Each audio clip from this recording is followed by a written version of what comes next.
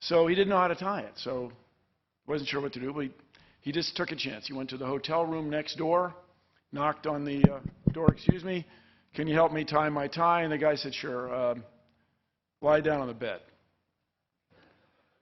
So my grandfather, I mean, he wanted to have the tie on, wasn't sure what he was getting into, so he is said to have lain on the bed, and the guy tied a perfect bow tie knot, and quite reasonably, my grandfather said, thank you. Why'd I have to lie down on the bed? The guy said, I'm an undertaker. It's really the only way I know how to do it. Now, that story was presented to me as a true story. It may or may not be. But it gives you something to think about, and it's certainly something to remember. So here tonight, we're going to have two stories, and we can compare Mr. Ham's story to the story from what I will call the outside, from mainstream science. The question tonight is, does Ken Ham's creation model hold up? Is it viable? So let me ask you all, what would you be doing if you weren't here tonight? That's right, you'd be home watching CSI. CSI Petersburg. Is that coming? I think it's coming. And on CSI, there is no distinction made between historical science and observational science. These are constructs unique to Mr. Ham. We don't normally have these anywhere in the world except here. Natural laws that applied in the past apply now. That's why they're natural laws. That's why we embrace them. That's how we made all these discoveries that enabled all this remarkable technology. So CSI is a fictional show, but it's based absolutely on real people doing real work. When you go to a crime scene and find evidence, you have clues about the past. And you trust those clues, and you embrace them, and you move forward to convict somebody.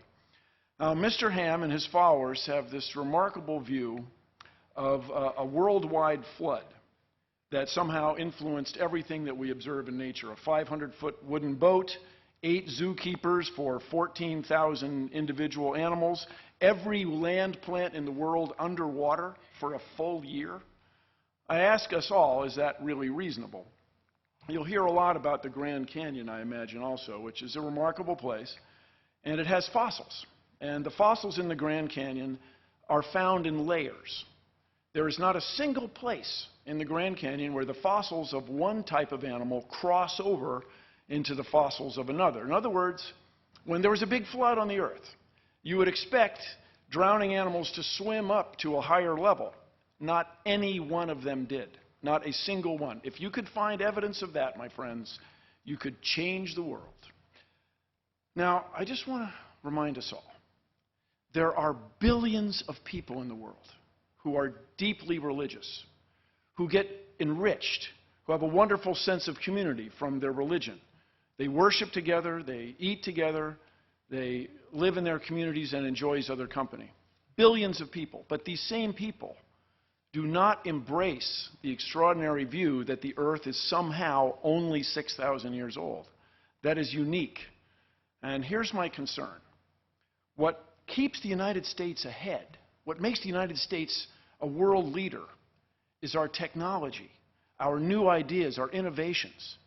If we continue to eschew science, eschew the process, and try to divide science into observational science and historic science, we are not going to move forward. We will not embrace natural laws. We will not make discoveries. We will not invent and innovate and stay ahead.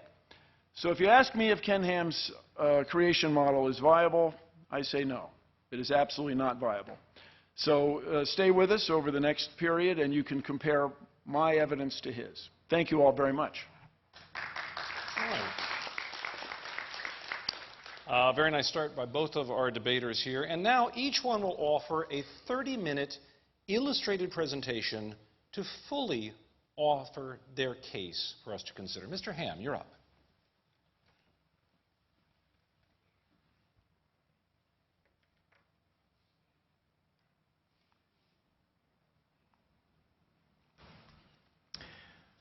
Well, the debate topic was, is creation a viable model of origins in today's modern scientific era? And I made this statement at the end of my opening statement. Creation is the only viable model of historical science confirmed by observational science in today's modern scientific era. And I said, what we need to be doing is actually defining our terms, and particularly three terms: science, creation, and evolution. Now, I discussed the meaning of the word science and what is meant by experimental or observational science briefly, and that both creationists and evolutionists can be great scientists, for instance. I mentioned Craig Venter, a biologist. He's an atheist, and he's a great scientist. He was one of the first researchers to sequence the human genome. I also mentioned Dr. Raymond Damadian, who actually invented the MRI scanner. I want you to meet a biblical creationist who is a scientist and inventor. Hi, my name is Dr. Raymond Damadian. I am a young Earth creation scientist and believe that God created the world in 6 24-hour days, just as recorded in the book of Genesis. By God's grace and the devoted prayers of my godly mother-in-law, I invented the MRI scanner in 1969. The idea that scientists who believe the Earth is 6,000 years old cannot do real science is simply wrong. Well, he's most adamant about that. And actually, he revolutionized medicine. He's a biblical creationist. And I encourage children to follow people like that and make them their heroes. Let me introduce you to another biblical creation scientist. My name is Danny Faulkner. I received my PhD in astronomy from Indiana University. For 26.5 years, I was professor at the University of South Carolina, Lancaster, where I hold the rank of Distinguished Professor Emeritus. Upon my retirement from the university in January of 2013, I joined the research staff at Answers in Genesis. I'm a stellar astronomer. That means my primary interest is stars, but I'm particularly interested in the study of eclipsing binary stars. And I've published many articles in the astronomy literature, places such as the Astrophysical Journal, the Astronomical Journal, and the Observatory. There is nothing in observational astronomy that contradicts a recent creation. I also mentioned Dr. Stuart Burgess, Professor of Engineering Design at Bristol University in England. Now, he designed a double-action worm gear set for the 3 hinges of the robotic arm on a very expensive satellite. And if that had not worked, if that gear set had not worked, that whole satellite would have been useless. Yet Dr. Burgess is a biblical creationist who believes just as I believe. Now, think about this for a moment. Are scientists like Dr. Burgess, who believe in creation just as I do, a small minority in the scientific world? But let's see what he says about scientists believing in creation. I find that many of my colleagues in academia are sympathetic to the creationist viewpoint, including biologists. However, they are often afraid to speak out because of the criticisms they would get from the media and atheist lobby. I agree. That's a real problem today. We need to have freedom to be able to speak on these topics. You know, I just want to say, by the way, that non-Christian scientists, I should say, non-Christian scientists are really borrowing from the Christian worldview anyway to carry out their experimental or observational science. Think about it. When they're doing observational science using the scientific method, they have to assume the laws of logic, they have to assume the laws of nature, they have to assume the uniformity of nature. I mean, think about it. If the universe came about by natural processes, where'd the laws of logic come from? Did they just pop into existence? Are we in a stage now where we only have half logic? So you see, I have a question for Bill Nye. How do you account for the laws of logic and the laws of nature from a naturalistic worldview that excludes the existence of God? Now, in my opening statement, I also discussed a different type of science or knowledge, origins or historical science. See, again, there's a confusion here. There's a misunderstanding here. People, by and large, have not been taught to look at what you believe about the past as different to what you're observing in the present. You don't observe the past directly. Even when you think about the creation account, I mean, we can't observe God creating. We can't observe the creation of Adam and Eve. We admit that. We're willing to admit our beliefs about the past. But see, what you see in the present is very different. Even some public school textbooks, actually, well, they sort of acknowledge the difference between historical and observational science. Here is an earth science textbook that's used in public schools, and we read this. In contrast to physical geology, the aim of historical geology is to understand Earth's long history. And then they make the statement, historical geology, so we're talking about historical science, tries to establish a timeline of the vast number of physical and biological changes that have occurred in the past. We study physical geology before historical geology because we first must understand how Earth works before we try to unravel its past. In other words, we observe things in the present And then, okay, we're assuming that that's always happened in the past, and we're going to try and figure out how this happened. See, there is a difference between what you observe and what happened in the past. Let me illustrate it this way. If Bill Nye and I went to the Grand Canyon, we could agree that that's a Coconino sandstone in the Hermit Shale, and there's the boundary. They're sitting one on top of the other. We could agree on that. But do you know what we would disagree on? I mean, we could even analyse the minerals and agree on that. But we would disagree on how long it took to get there. But see, none of us saw the sandstone or the shale being laid down. There's a supposed 10 million year gap there, but I don't see a gap. But that might be different to what Bill Nye would see. But see, there's a difference between what you actually observe directly and then your interpretation in regard to the past. When I was at the Goddard Space Centre a number of years ago, I met creationists and evolutionists who were both working on the Hubble telescope. They agreed on how to build a Hubble telescope. You know what they disagreed on? Well, they disagreed on how to interpret the data that telescope obtained in regard to the age of the universe. And, you know, we could go on and talk about lots of other similar sorts of things. For instance, I've heard Bill Nye talk about how a smoke detector works using the radioactive element americium. And you know what? I totally agree with him on that. We agree how it works. We agree how radioactivity enables that to work. But if you're then going to use radioactive elements and talk about the age of the Earth, you've got a problem because you weren't there. We've got to understand parent elements, daughter elements, and so on. We could agree whether you're a creationist or evolutionist on the technology to put the rover on Mars, but we're going to disagree on how to interpret the origin of Mars. I mean, there are some people that believe there was even a global flood on Mars and there's no liquid water on Mars. But, you know, we're going to disagree maybe on our interpretation of origins, and you can't prove either way because, not from an observational science perspective, because we've only got the present.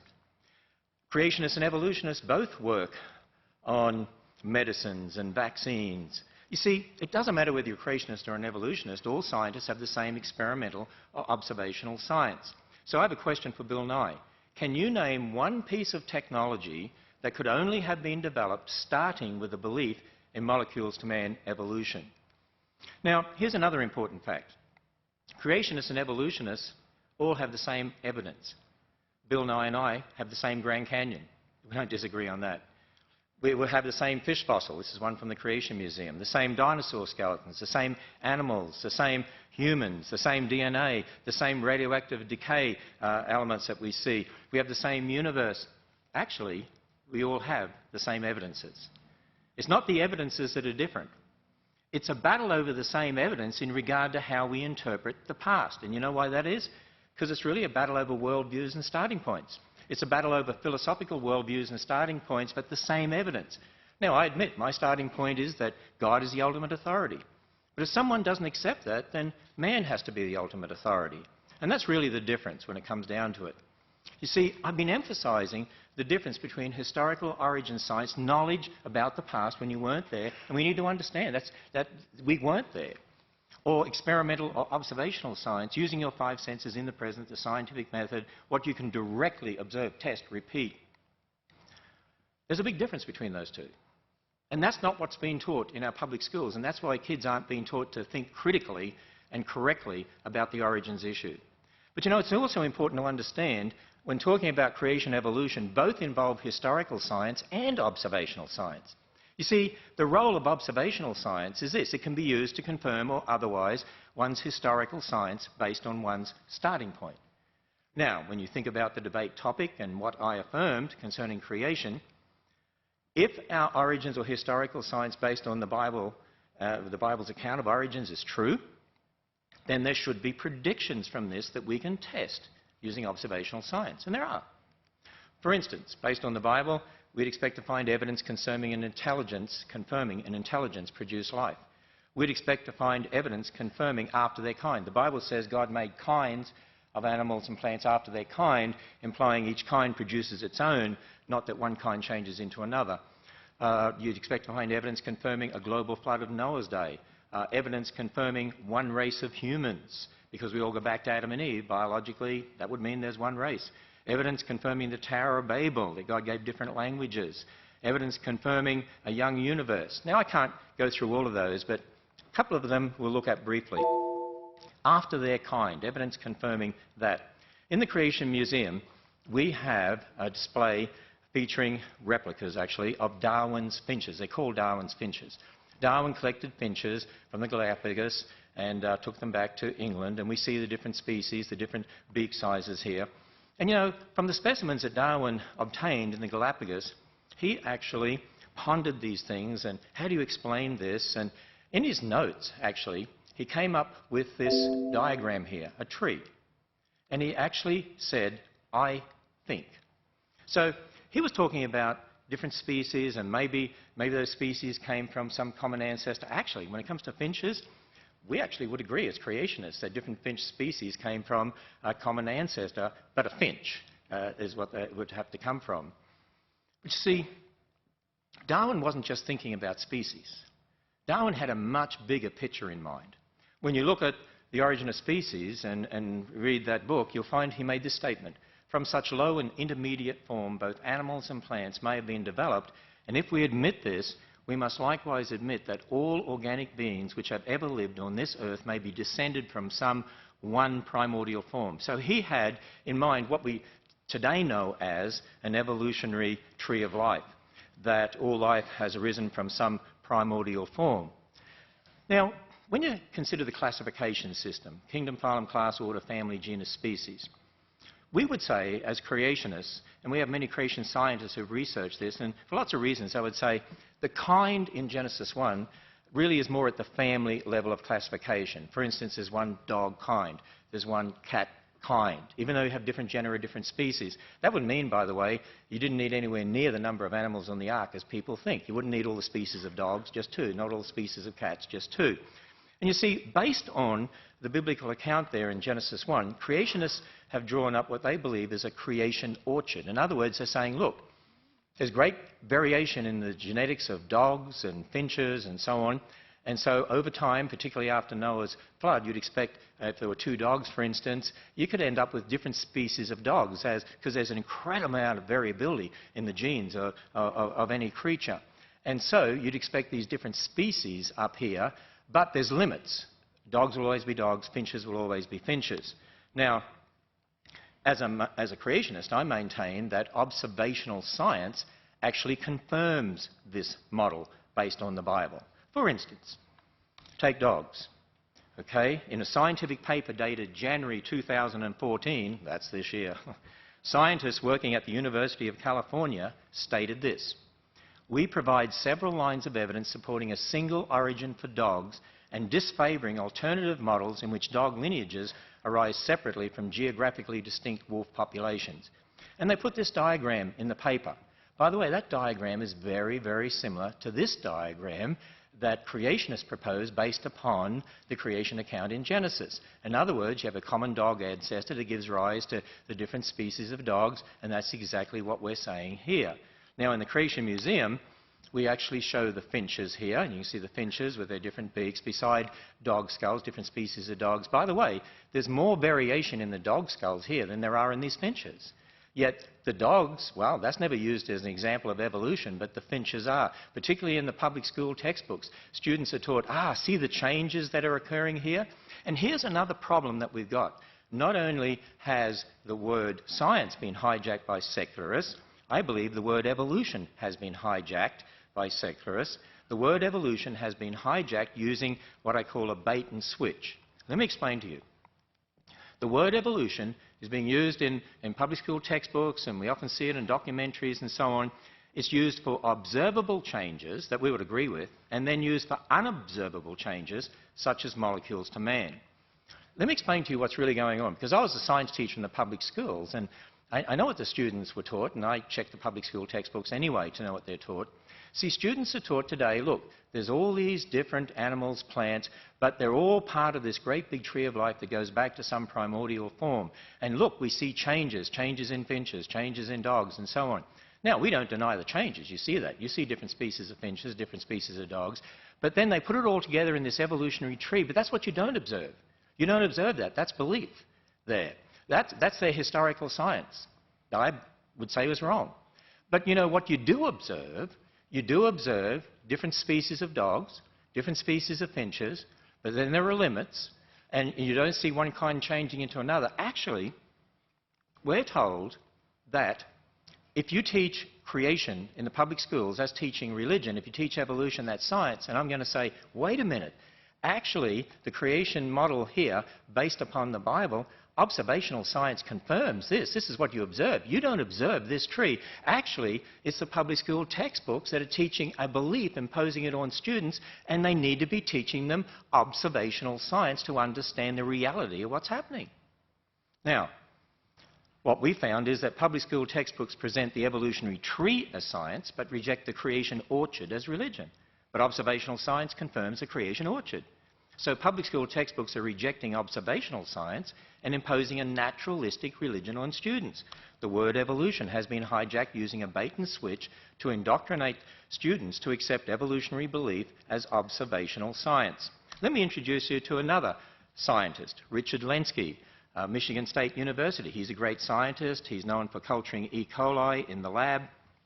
And he found there were some E. coli that actually seemed to develop the ability to grow on substrate, on citrate in substrate. But Richard Lenski is here mentioned in this book, and it's called Evolution in the Lab. So the ability to grow on citrate is said to be evolution. And there are those that say, hey, this is against the creationists. For instance, Jerry Coyne from University of Chicago says, Lenski's experiment is also yet another poke in the eye for anti-evolutionists. He says the thing I like most is that it says you can get these complex traits evolving by a combination of unlikely events. But is it a poke in the eye for anti-evolutionists? Is it really seeing complex traits evolving? What does it mean that some of these bacteria are able to grow on citrate? Let me introduce you to another biblical creationist who is a scientist. Hi, my name is Dr. Andrew Fabich. I got my PhD from the University of Oklahoma in microbiology. I teach at Liberty University, and I do research on E. coli in the intestine. I've published in secular journals from the American Society for Microbiology, including infection immunity and applied environmental microbiology, as well as several others. My work has been cited even in the past year in the journals Nature, Science Translational Medicine, Public Library of Science, Public Library of Science Genetics. Cited regularly in those journals. And while I was taught nothing but evolution, I don't accept that position. And I do my research from a creation perspective. When I look at the evidence that people cite of E. coli supposedly evolving over 30 years, over 30,000 generations in the lab, and people say that it is now able to grow on citrate, I don't deny that it grows on citrate, but it's not any kind of new information. The information's already there, and it's just a switch that gets turned on and off. And that's what they reported in there. There's nothing new. See, students need to be told what's really going on here. Certainly there's change, but it's not change necessary for molecules to man. Now, we could look at other predictions. What about evidence confirming one race? Well, when we look at the human population, we see lots of differences. But based on Darwin's ideas of human evolution as presented in The Descent of Man, I mean, Darwin did teach in The Descent of Man there are lower races and higher races. Would you believe that back in the 1900s, one of the most popular biology textbooks used in the public schools in America taught this? At the present time, there exist upon Earth 5 races, or varieties of man, and finally the highest type of all, the Caucasians, represented by the civilized white inhabitants of Europe and America. Can you imagine if that was in the public schools today? And yet, that's what was taught, but it was based on Darwin's ideas that are wrong. You have a wrong foundation. You're going to have a wrong worldview. Now, had they started from the Bible and from the creation account in the Bible, what does it teach? Well, we're all descendants of Adam and Eve. We go through the Tower of Babel, different languages, so different people groups formed, distinct characteristics. But we'd say, you know what, that means there's biologically only one race of humans. Well, I mentioned Dr. Venter before, and he was a researcher with the Human Genome Project, and you'll remember in the year 2000, this was headline news, and what we read was this: they had put together a draft of the entire sequence of the human genome and unanimously declared there is only one race, the human race. Wow, who would have guessed? But you see, there we have observational science confirming the creation account, not confirming at all Darwin's ideas. Now, there's much more that could be said on each of these topics. Obviously, you can't do that in a short time like this, and you could do a lot more research. I suggest you visit our website at Answers in Genesis for a lot more information. So, the debate topic, is creation a viable model of origins in today's scientific era? I said we need to define the terms, and particularly the term science and the term evolution, and I believe we need to understand how they're being used to impose an anti-God religion on generations of unsuspecting students. You see, I keep emphasizing we do need to understand the difference between experimental or observational science and historical science. And you know what? The secularists don't like me doing this because they don't want to admit that there's a belief aspect to what they're saying. And there is, and they can't get away from it. Let me illustrate this with a statement from Bill Nye. That you can show the Earth is not flat. You can show the Earth is not 10,000 years old. By the way, I agree. You can show the Earth is not flat. There's a video from the Galileo spacecraft showing the Earth, and speeded up, of course, but spinning. You can see it's a sphere. You can observe that. You can't observe the age of the Earth. You don't see that. You see, again, I emphasize there's a big difference between historical science, talking about the past, and observational science, talking about the present. And I believe what's happening is this, that students are being indoctrinated by the confusion of terms. The hijacking of the word science and the hijacking of the word evolution in a bait and switch. Let me illustrate further with this video clip, because here I assert that Bill Nye is equating observational science with historical science, and I also say it's not a mystery when you understand the difference. Apparently, people with these deeply held religious beliefs, they embrace literal interpretation of the Bible as written in English as a worldview, and at the same time, they accept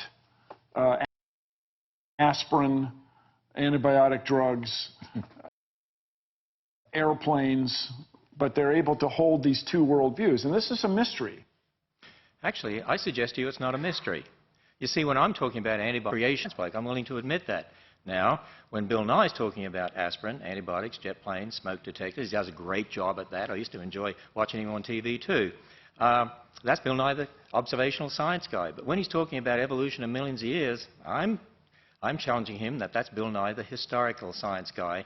And I challenge the evolutionists to admit the belief aspects of their particular worldview. Now, at the Creation Museum, we're only too willing to admit our beliefs based upon the Bible, but we also teach people the difference between beliefs and what one can actually observe and experiment with in the present. I believe we're teaching people to think critically and to think in the right terms about science. I believe it's the creationists that should be educating the kids out there, because we're teaching them the right way to think. You know, we admit our origins of historical science is based upon the Bible, but I'm just challenging evolutionists to admit the belief aspects of evolution and be upfront about the difference here. As I said, I'm only too willing to admit my historical science based on the Bible. And let me further go on and define the term creation as we use it. By creation, we mean, here at Answers in Genesis and the Creation Museum, we mean the account based on the Bible. Yes, I take Genesis as literal history, as Jesus did. And here at the Creation Museum, we walk people through that history. We walk them through creation, a perfect creation. God made Adam and Eve, land animal kind, sea creatures, and so on. And then sin and death entered the world, so there was no death before sin. That means, how can you have billions of dead things before man sinned? And then the catastrophe of Noah's flood. If there was a global flood, you'd expect to find billions of dead things buried in rock layers laid down by water all over the earth. Had to say that because a lot of our supporters would want me to. And what do you find? Billions of dead things buried in rock layers laid down by water all over the earth. Confusion, the Tower of Babel. God gave different languages, so you get different people groups. So this is the geological, astronomical, anthropological, biological history as recorded in the Bible. So this is concerning what happened in the past that explains the present. And then, of course, that God's Son stepped into history to be Jesus Christ, the God-man, to die on the cross, be raised from the dead, and one day there's going to be a new heavens and a new earth to come.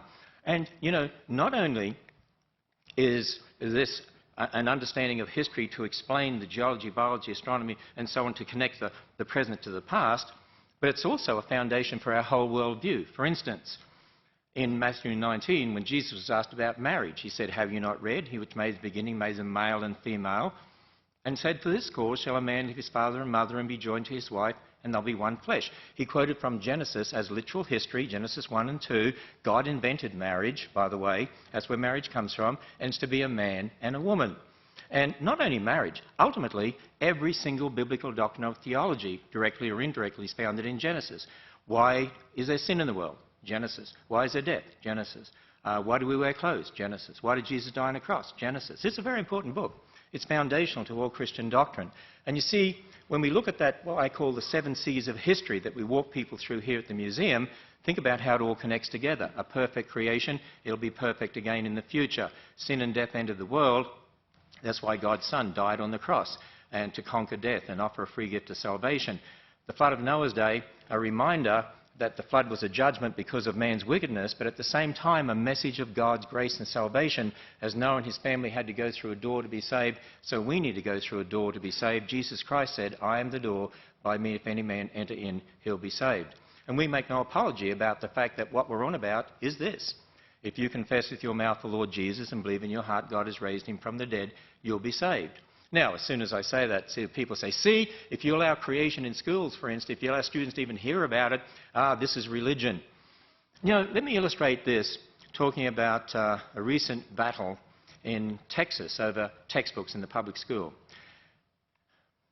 A newspaper report said this: "Textbook and classroom curriculum battles have long ranged in Texas, pitting creationists, those who see God's hand in the creation of the universe, against academics." Stop right there. Notice, creationists, academics. Creationists can't be academics. Creationists can't be scientists. See? It's the way things are worded out there. It's an indoctrination that's going on. Who worry about religious and political ideology trumping scientific fact. Wait a minute, what do I mean by science? You're talking about what you observe, or you're talking about your beliefs about the past? Now, Kathy Miller is the president of the Texas Freedom Network, and she's vocally spoken out. She's spoken out about this textbook battle there in Texas. And the mission statement of the organization she's president of says, "The Texas Freedom Network advances a mainstream agenda of religious freedom and individual liberties to counter the religious right." Religious freedom, individual liberties. And then she makes this statement: "Science education," what does she mean by science, "should be based on mainstream science education, not on personal ideological beliefs of unqualified reviewers." Wait a minute, they want religious liberty and not personal ideological beliefs? I assert this. Public school textbooks are using the same word science for observational and historical science. They arbitrarily define science as naturalism and outlaw the supernatural. They present molecules to man evolution as fact, and they're imposing the religion of naturalism on generations of students. They're imposing their ideology on the students, that everything's explained by natural processes. That is a religion. What does she mean by religious liberty? They tolerate their religion. See, the battle is really about authority. It's more than just science or evolution or creation. It's about who is the authority in this world, man or God. If you start with naturalism, then what about morals? Who decides right and wrong? Well, it's subjective. Marriage, well, whatever you want it to be. Get rid of old people. I mean, why not? I mean, they're just animals. They're costing us a lot of money. Abortion, get rid of spare cats, get rid of spare kids. We're all animals. But if you start from God's word, there are moral absolutes. God decides right and wrong. Marriage, one man and one woman. Sanctity of life. We care for old people. They're made in the image of God. Life begins at fertilization, so abortion is killing a human being. We do see the collapse of Christian morality in our culture and increasing moral relativism because generations of kids are being taught the religion of naturalism and that the Bible can't be trusted. And so again I say, creation is the only viable model of historical science confirmed by observational science in today's modern scientific era. You know what? I'm a science teacher. I want to see kids taught science. I love science. I want to see more Dr. Demadians in the world. You know, if we teach them the whole universe is a result of natural processes and not designed by a creator God, they might be looking in the wrong places or have the wrong idea when they're looking at the creation in regard to how you develop technology, because if they look on it as just random processes, that could totally influence the way they think. If they understand it was a perfect world marred by sin, that could have a great effect on how they then look for overcoming diseases and problems in the world. I want children to be taught the right foundation, that there's a God who created them, who loves them, who died on the cross for them, and that they're special. They're made in the image of God. Very good. Thank you, Mr. Ham. We can applaud Mr. Ham's presentation.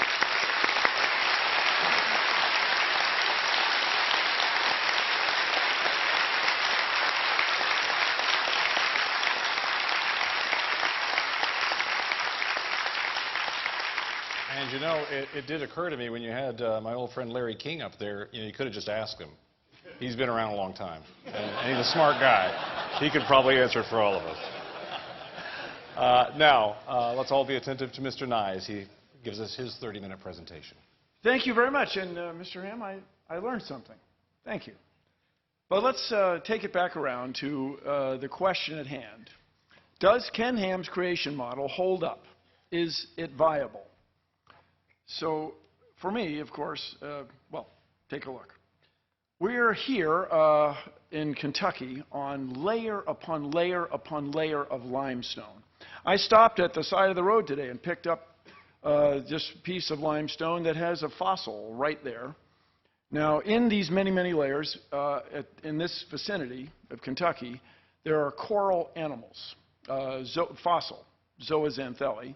And when you look at it closely, you can see that they live their entire lives. They lived typically 20 years, sometimes more than that, if the water conditions are correct. And so we are standing on millions of layers of ancient life. How could those animals have lived their entire life and formed these layers in just 4,000 years? There isn't enough time since Mr. Ham's flood for this limestone that we're standing on to have come into existence. My scientific colleagues go to places like Greenland, the Arctic, they go to Antarctica, and they drill into the ice with hollow drill bits. It's not that extraordinary. Many of you have probably done it yourselves, drilling other things, hole saws to put locks in doors, for example. And we pull out long cylinders of ice, long ice rods. And these are made of snow. And by long tradition, it's called snow ice.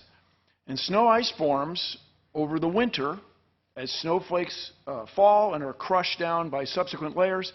They're crushed together and trapping the little bubbles. And the little bubbles must needs be ancient atmosphere. There's nobody running around with a hypodermic needle squirting ancient atmosphere into the bubbles. And we find certain of these cylinders to have 680,000 layers. 680,000 snow winter-summer cycle. How could it be that just 4,000 years ago, all of this ice formed? Let's just run some numbers. This is some scenes from lovely Antarctic. Let's say we have 680,000 layers of snow ice and 4,000 years since the Great Flood. That would mean we'd need 170 winter-summer cycles every year for the last 4,000 years. I mean, wouldn't someone have noticed that? Wow! Wouldn't someone have noticed that there's been winter-summer 170 times one year? If we go to California, we find enormous stands of bristlecone pines. Some of them are over 6,000 years old, 6,800 years old. There's a famous tree in Sweden, Old Tycho, is 9,550 years old. How could these trees be there if there was an enormous flood just 4,000 years ago? You can try this yourself, everybody. I don't mean to be mean to trees, but get a sapling and put it underwater for a year. It will not survive in general, nor will its seeds. They just won't make it. So how could these trees be that old if the Earth is only 4,000 years old? Now, when we go to the Grand Canyon, which is an astonishing place, and I recommend to everybody in the world to someday visit the Grand Canyon, you find layer upon layer of ancient rocks.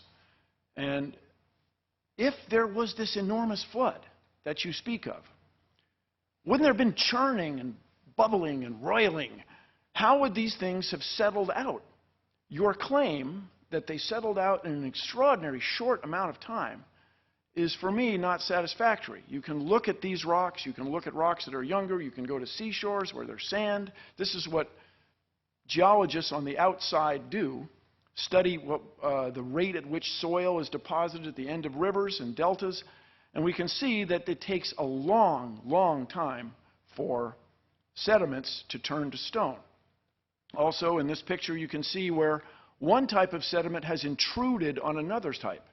Now, if that was uniform, wouldn't we expect it all to be even without intrusion? Furthermore, you can find places in the Grand Canyon where you see an ancient riverbed on that side going to an ancient riverbed on that side, and the Colorado River has cut through it.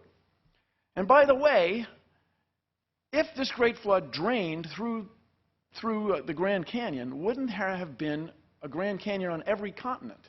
How could we not have Grand Canyons everywhere if this water drained away in this extraordinary short amount of time, 4,000 years?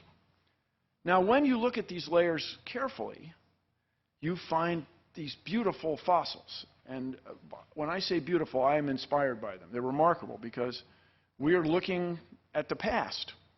You find down low, you'll find what you might consider as rudimentary sea animals. Up above, you'll find the famous trilobites. Above that, you might find some clams, some oysters. And above that, you'll find some mammals. You never, ever find a higher animal mixed in with a lower one. You never find a lower one trying to swim its way to the higher one.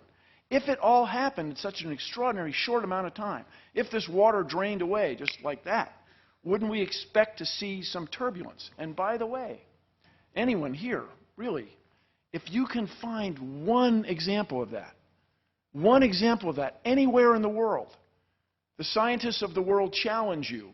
They would embrace you. You would be a hero. You would change the world if you could find one example of that anywhere. People have looked and looked and looked. They have not found a single one. Now, here's an interesting thing. These are fossil skulls that people have found all around the world. It's by no means representative of all the fossil skulls that have been found, but these are all over the place. Now, if you were to look at these, I can assure you not any of them is a gorilla, right?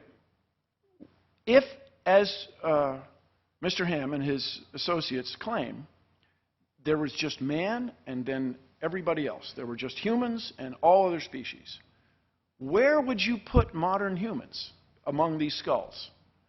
How did all these skulls get all over the earth in these extraordinary fashion? Where would you put us? Well, I can tell you we are on there, and I encourage you, when you go home, to look it up. Now, one of the extraordinary claims associated with Mr. Ham's worldview is that this giant boat, very large wooden ship, went aground safely on a mountain in the Middle East, what we now call the Middle East. And so places like Australia are populated then by animals who somehow managed to get from the Middle East all the way to Australia in the last 4,000 years. Now, that to me is an extraordinary claim. We would expect then, somewhere between the Middle East and Australia, we would expect to find evidence of kangaroos. We would expect to find some fossils, some bones. In the last 4,000 years, somebody would have been hopping along there and died along the way, and we'd find them. And furthermore, there's a claim that there was a land bridge that allowed these animals to get from Asia all the way to the continent of Australia, and that land bridge has disappeared in the last 4,000 years. No navigator, no diver, no U.S. Navy submarine, no one's ever detected any evidence of this, let alone any fossils of kangaroos. So your expectation is not met. It doesn't seem to hold up. So let's see, if there are 4,000 years since Ken Ham's flood, and let's say, as he said many times, there are 7,000 kinds. Today, the very, very lowest estimate is that there are about 8.7 million species. But a much more reasonable estimate is it's 50 million or even 100 million when you start counting the viruses and the bacteria and all the beetles that must be extant in the tropical rainforest that we haven't found. So we'll take a number which I think is pretty reasonable, 16 million species today. Okay? If these came from 7,000 kinds, let's say we have 7,000 subtracted from 15 million, that's 15,993. We have 4,000 years, we have 365 and a quarter days a year. we would expect to find 11 new species every day. So you'd go out into your yard, you wouldn't just find a different bird, a new bird, you'd find a different kind of bird, a whole new species of bird every day, a new species of fish, a new species of organisms you can't see, and so on. I mean, this would be enormous news. The last 4,000 years, people would have seen these changes among us. So the Cincinnati Enquirer, I imagine, would carry a column right next to the weather report. Today's new species, and it would list these 11 every day. But we see no evidence of that. There's no evidence of these species. There just simply isn't enough time. Now, as you may know, I was graduated from engineering school, and I got a job at Boeing. I worked on 747s.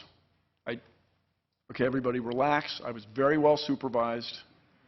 Everything's fine.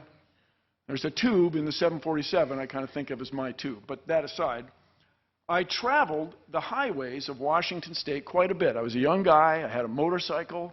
I used to go mountain climbing in Washington State, Oregon. And you can drive along and find these enormous boulders on top of the ground. Enormous rocks, huge, sitting on top of the ground. Now, out there in regular academic pursuits, regular geology, people have discovered that there used to be a lake in what is now Montana, which we charmingly refer to as Lake Missoula. It's not there now, but the evidence for it, of course, is, if I may, overwhelming. And so an ice dam would form at Lake Missoula, and once in a while it would break. It would build up and break. And there were multiple floods in my old state of Washington State. And just before we go on, let me just say, go Seahawks. That was very gratifying. Very gratifying for me. Anyway, you drive along the road, and there are these rocks. So if, as is asserted here at this facility, that the heavier rocks would sink to the bottom during a flood event, the big rocks, and especially their shape, instead of aerodynamic, the hydrodynamic, the water-changing shape as water flows past. You'd expect them to sink to the bottom. But here are these enormous rocks right on the surface, and there's no shortage of them. If you go driving in Washington State or Oregon, they're readily available. So how could those be there if the Earth is just 4,000 years old? How could they be there if this one flood caused that? Another remarkable thing I'd like everybody to consider, inherent in this worldview, is that somehow Noah and his family were able to build a wooden ship that would house 14,000 individuals. There are 7,000 kinds, and there's a boy and a girl for each one of those. So it's about 14,008 people. And these people were unskilled. As far as anybody knows, they had never built a wooden ship before. Furthermore, they had to get all these animals on there, and they had to feed them, and I understand that Mr. Ham has some explanations for that, which I frankly find extraordinary, but this is the premise of the bit. And we can then run a test, a scientific test. People in the early 1900s built an extraordinarily large wooden ship, the Wyoming. It was a 6-masted schooner, the largest one ever built. It had a motor on it for winching cables and stuff. But this boat had a great difficulty. It was not as big as the Titanic, but it was a very long ship. It would twist in the sea. It would twist this way, and this way. And in all that twisting, it leaked. It leaked like crazy. The crew could not keep the ship dry. And indeed, it eventually foundered and sank, loss of all 14 hands. So there were 14 crewmen aboard a ship built by very, very skilled shipwrights in New England. These guys were the best in the world at wooden shipbuilding. And they couldn't build a boat as big as the Ark is claimed to have been. Is that reasonable? Is that possible? That the best shipbuilders in the world couldn't do what 8 unskilled people, men and their wives, were able to do.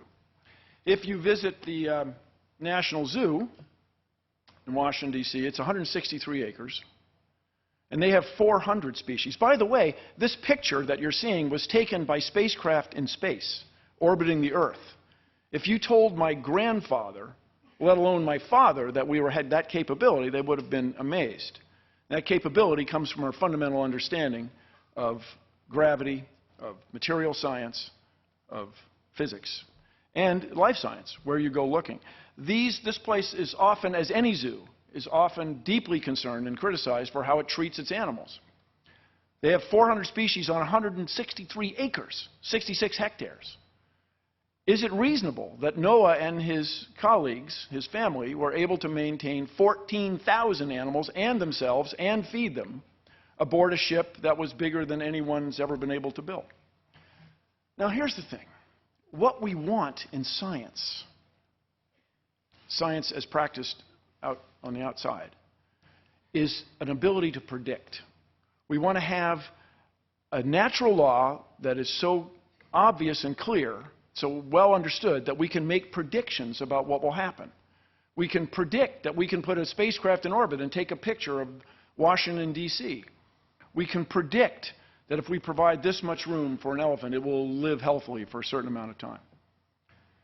So I'll give you an example. In the explanation provided by traditional science of how we came to be, we find, as Mr. Ham alluded to many times in his recent remarks, we find a sequence of animals in what generally is called the fossil record. This would be to say, when we look at the layers that you would find in Kentucky, you look at them carefully, you find a sequence of animals, a succession. And as one might expect, when you're looking at old records, there's some pieces seem to be missing, a gap. So scientists got to thinking about this. There are lungfish that jump from pond to pond in Florida and end up in people's swimming pools. And there are amphibians, frogs and toads, croaking and carrying on. And so people wondered if there wasn't a fossil or an organism, an animal, that had lived, that had characteristics of both. People over the years had found that in Canada there was clearly a fossil marsh, a place that used to be a swamp, had dried out. And they found all kinds of happy swamp fossils there, ferns, so on, and organisms, animals, fish that were recognized. And people realized that if this, with the age of the rocks there, as computed by traditional scientists, with the age of the rocks there, this would be a reasonable place to look for an animal, a fossil of an animal that lived there. And indeed, scientists found it, Tiktaalik, this fish lizard guy. And they found several specimens. It wasn't one individual. In other words, they made a prediction that this animal would be found, and it was found. So far, Mr. Ham and his worldview, the Ken Ham creation model, does not have this capability. It cannot make predictions and show results. Here's an extraordinary one that I find remarkable. There are certain fish, the top minnows, that have the remarkable ability to have sex with other fish, traditional fish sex, and they can have sex with themselves. Now, one of the old questions in life science, everybody, one of the old sort of chin strokers, is why does any organism, whether you're an ash tree, a sea jelly, a squid, a marmot, why does anybody have sex? I mean, there are more bacteria in your tummy right now than there are humans on Earth. And bacteria, they don't bother with that, man. They just like split themselves in half. They get new bacteria. Like, let's get her done. Let's go. But why does think of all the trouble a rose bush goes to make a flower, and the thorns and the bees swimming, flying around, interacting. Why does anybody bother with all that? And the answer seems to be your enemies. And your enemies are not lions and tigers and bears. Oh my. No. Your enemies are germs and parasites. That's what's going to get you. Germs and parasites. My first cousin's son died tragically from essentially the flu. This is not some story I heard about. It's my first cousin once removed. Because apparently the virus had the right genes to attack his genes. So when you have sex, you have a new set of genes. You have a new mixture. So people studied these top minnows, and they found that the ones who reproduced sexually had fewer parasites than the ones that reproduced on their own, this black spot disease. Wait, there's more. In these populations, with flooding and so on, with river ponds get isolated, then they dry up, then the river flows again. In between, some of the fish will have sex with other fish sometimes, and they'll have sex on their own, what's called asexually. And those fish, the ones that are in between, sometimes this, sometimes that, they have an intermediate number of infections. In other words, the explanation provided by evolution made a prediction. And the prediction's extraordinary and subtle, but there it is. How else would you explain it? And to Mr. Ham and his followers, I say this is something that we in science want. We want the ability to predict. And your assertion that there's some difference between the natural laws that I use to observe the world today and the natural laws that existed 4,000 years ago is extraordinary and unsettling. I travel around. I have a great many family members in Danville, Virginia, one of the U.S.'s most livable cities. It's lovely. And I was driving along, and there was a sign in front of a church, Big Bang Theory, you got to be kidding me, God. Now, everybody, why would someone at the church, a pastor, for example, put that sign up unless he or she didn't believe that the Big Bang was a real thing? I just want to review briefly with everybody why we accept, in the outside world, why we accept the Big Bang. Edwin Hubble, oh, sorry, there you go. You got to be kidding me, God. Edwin Hubble was sitting at Mount Wilson, which is up from Pasadena, California. On a clear day, you can look down and see where the Rose Parade goes. It's that close to civilization. But even in the early 1900s, the people who selected this site for astronomy picked an excellent site. The clouds and smog are below you. And Edwin Hubble sat there at this very big telescope night after night studying the heavens. And he found that the stars are moving apart. The stars are moving apart. And he wasn't sure why, but it was clear that the stars are moving farther and farther apart all the time. So people talked about it for a couple decades. And then eventually another astronomer, almost a couple decades, another astronomer, Fred Hoyle, just remarked, well, it was like there was a Big Bang. There was an explosion. This is to say, since everything's moving apart, it's very reasonable that at one time they were all together. And there's a place from whence, or rather whence, these things expanded. And it was a remarkable insight. But people went still questioning it for decades. Science and conventional scientists questioning it for decades. These two researchers wanted to listen for radio signals from space, radio astronomy. And this is, while we have visible light for our eyes, there's a whole other bunch of waves of light that are much longer. The microwaves in your oven are about that long. The radar at the airport is about that long. Your FM radio signals about like this. AM radio signals are a kilometer. They're several soccer fields. They went out listening, and there was this hiss, this tss, all the time that wouldn't go away. And they thought, oh, doggone it, there's some loose connector. They plugged in the connector. They re-screwed it. They made it tight. They turned it this way. The hiss was still there. They heard it that way. It's just still there. They thought it was pigeon droppings that had affected the reception of this horn, it's called. This thing is still there. It's in Basking Ridge, New Jersey. It's a National Historic Site. And Arno Penzias and Robert Wilson had found this cosmic background sound that was predicted by astronomers. Astronomers running the numbers, doing math, predicted that in the cosmos,